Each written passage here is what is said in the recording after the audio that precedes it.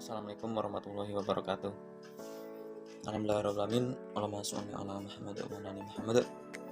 Pertama-tama marilah kita ucapkan syukur atas kehadirat Allah Subhanahu wa taala, yang mana Allah telah banyak memberikan kita nikmat sehat, nikmat waras, nikmat longgar, dan yang paling pol lagi kita masih diberikan nikmat Islam hingga saat ini.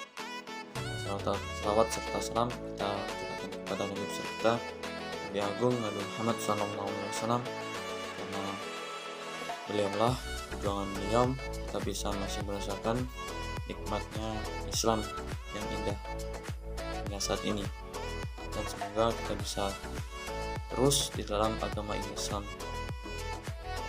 hingga akhir zaman, amin. Yang terhormat pada Ibu Noprianti, SPD MPD, selaku dosen pengampu mata kuliah perkembangan peserta didik. Adapun saya membuat video ini untuk memenuhi tugas dari Ibu Noprianti pada pertemuan kedua. Perkenalkan, nama saya Muhammad Arif Fadli, NIM 06121282025023, Fakultas Keguruan dan Ilmu Pendidikan, Program Studi Pendidikan Teknik Mesin. Pada video kali ini saya akan mempresentasikan hasil kerja saya tentang perkembangan dan pertumbuhan. Jadi saya akan menjelaskan dari definisi, struktur perbedaan, dan lain-lain. Jadi sebelum kita tahu lebih dalam tentang pertumbuhan dan perkembangan, kita harus tahu dulu terus apa sih yang dinamakan pertumbuhan dan perkembangan ini. Di kali ini, di slide awal ini saya jelaskan tentang definisi pertumbuhan dan perkembangan. Yang pertama, definisi pertumbuhan. Pertumbuhan merupakan perubahan yang mengacu pada perubahan fisik yang nampak. Dalam artian, pertumbuhan ini bisa diamati dengan mata telanjang ataupun bantuan alat ukur tertentu. Nah, pertumbuhan ini terjadi karena sel-sel dalam makhluk hidup berjumlah semakin banyak. Selain itu, volume dan massa sel juga bertambah. Sementara itu, perkembangan tidak nampak jika diamati dengan mata telanjang maupun dengan alat ukur tertentu. Perkembangan ini bersifat kualitatif, sebab perkembangan ini merupakan proses menuju dewasa. Terjadi pertambahan fungsi dan perubahan struktur sel atau jaringan. Nah, intinya perkembangan ini dapat diartikan sebagai perubahan kualitatif daripada fungsi-fungsi. Mungkin sudah jelas apa yang saya jelaskan tadi, apa yang saya bacakan tentang definisi pertumbuhan dan perkembangan tadi. Perlu diketahui juga, ini mungkin definisi secara singkat, masih banyak lagi penjelasan-penjelasan mengenai definisi pertumbuhan dan perkembangan, tapi perlu digarisbawahi.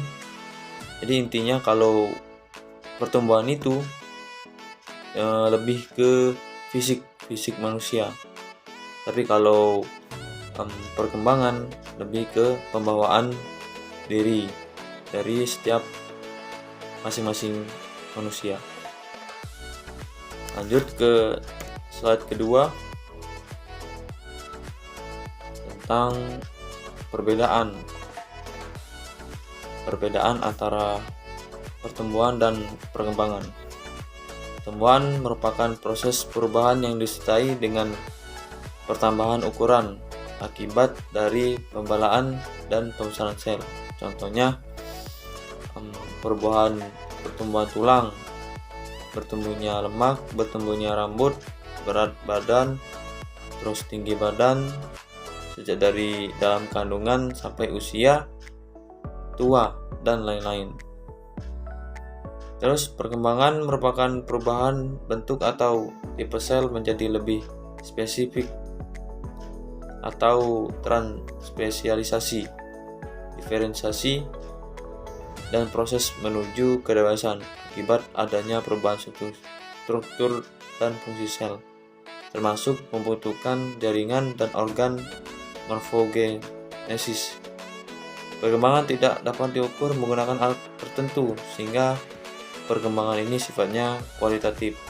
Contohnya seperti bertambahnya kemampuan untuk berpikir, perkembangan bahasa, terus tuh emosi, terus tuh contoh yang lain yang lebih nyata, bayi yang baru bisa menangis, lalu memasuki usia berapa bulan dia sudah bisa berteriak.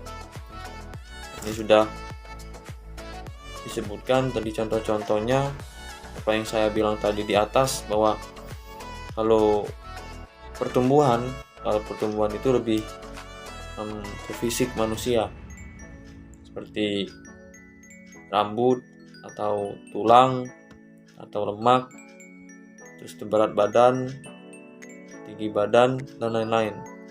Tapi kalau perkembangan itu lebih ke pembawaan diri. Jadi kalau ada bayi yang nangis, baru bisa nangis, terus berapa bulan sudah bisa teriak, terus dia bisa berbicara, itu berarti perkembangan lebih ke pembawaan menuju dewasa setiap manusia, setiap individu. Nah, ini yang terakhir, di slide terakhir ini ada faktor yang mempengaruhi perkembangan dan pertumbuhan pada manusia. Yang pertama yaitu dari faktor eksternal. Faktor eksternal yang pertama yaitu makanan. Makanan ini pengaruh yang paling sangat-sangat penting bagi perkembangan dan pertumbuhan manusia. Ketika manusia itu bisa mengkonsumsi makanan sehat, makanan yang bergizi, jadi perkembangan tumbuhnya itu bisa berkembang dengan sempurna dan pertumbuhannya bisa sempurna juga. Dari dia pola berpikirnya dengan makanan-makanan yang bergizi, jadi pola berpikirnya itu bisa berkembang. Yang kedua yaitu ada faktor iklim. Jadi tergantung dari manusianya. Ketika manusia itu bisa hidup di iklim yang bercuaca yang ekstrim, maka manusia itu masih bisa berkembang dengan sendirinya. Tapi ketika manusia itu tidak bisa bertahan pada iklim yang ekstrim ini, mungkin dia bisa sakit atau menjadi kurus. Dan kondisi seperti itu yang sakit, perkembangan berpikirnya terus pertumbuhannya menjadi cenderung lambat. Terus yang ketiga ada kebudayaan. Nah, ini kebudayaan tergantung dari manusianya. Ketika kebudayaan biasanya kebudayaan itu lebih ke kebiasaan. Ketika manusia itu bisa terbiasa dengan kegiatan itu, maka dia bisa berkembang. Misalnya dia kebiasaannya setiap pagi sarapan. Nah, dengan sarapan dia setiap hari, maka dia bisa bertumbuh semakin hari. Terus dengan kebiasaannya setiap malam dia kebiasaan untuk membaca buku. Nah, dengan dia setiap hari membaca buku, maka perkembangan bahasanya yang didapat bisa berkembang seperti itu. Jadi faktor kebudayaan ini tergantung dengan kebiasaan gitu. Terus yang keempat ada faktor ekonomi. Jadi tergantung dari manusianya itu. Jadi ketika manusia itu ekonominya tinggi atau rendah, manusia bisa berkembang dan bertumbuh. Ketika manusia itu bisa mencukupi kebutuhannya dengan makanan bergizi, atau bisa mempunyai rumah yang rapi, yang bagus, dia bisa berkembang. Dia bisa bersekolah, membuat perkembangan pada manusia itu. Ketika ekonominya lemah, di bawah, dia tidak bisa membeli makanan, atau dia tidak bisa sekolah, tidak mempunyai rumah, maka perkembangan itu bisa cenderung lambat dari perkembangan berpikir atau pertumbuhan pada tubuhnya sendiri. Yang kelima ada kedudukan dalam lingkungan keluarga. Ini biasanya terjadi pada anak-anak tunggal atau anak-anak pertama.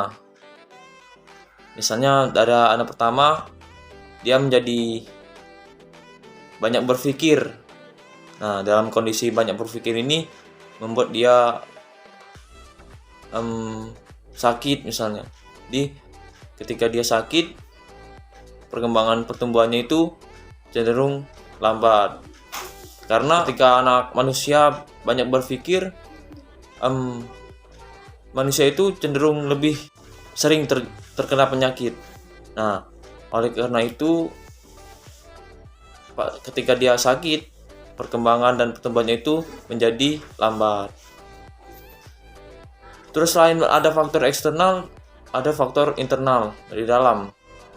Yang pertama yaitu bakat atau pembawaan. Ketika dia pembawaannya setiap hari bahagia, tidak banyak pikiran, terus dia bisa membawa dirinya kepada masyarakat dan lingkungan sekitar, maka perkembangan pada pola pikir dan pertumbuhan pada tubuhnya bisa berkembang. Yang kedua tuh sifat-sifat dan keturunan. Ini biasanya dari orang tua, keturunan-keturunannya pada anak-anaknya. Dengan sifat-sifat yang diturunkan oleh orang tua itu pada anaknya, maka anak-anak itu bisa berkembang dengan sendirinya dan dalam berpikir misalnya kan, terus bisa berbicara sesuai dengan apa yang diajarkan oleh orang tuanya. Yang ketiga yaitu dorongan dan instrik. Ini juga sangat penting pada perkembangan dan pertumbuhan. Ketika manusia malas atau tidak bisa berpikir, tidak bisa melakukan sesuatu, maka ada orang lain mendorong sehingga orang yang tidak bisa itu bisa semangat, bisa melakukan lagi, bisa mencoba lagi, sehingga dengan hal yang mencoba lagi terus tuh bisa melakukan kesalahan yang tadi, maka perkembangan dan pertumbuhan itu bisa seiring berjalan dengan hal-hal yang dicobanya kembali itu.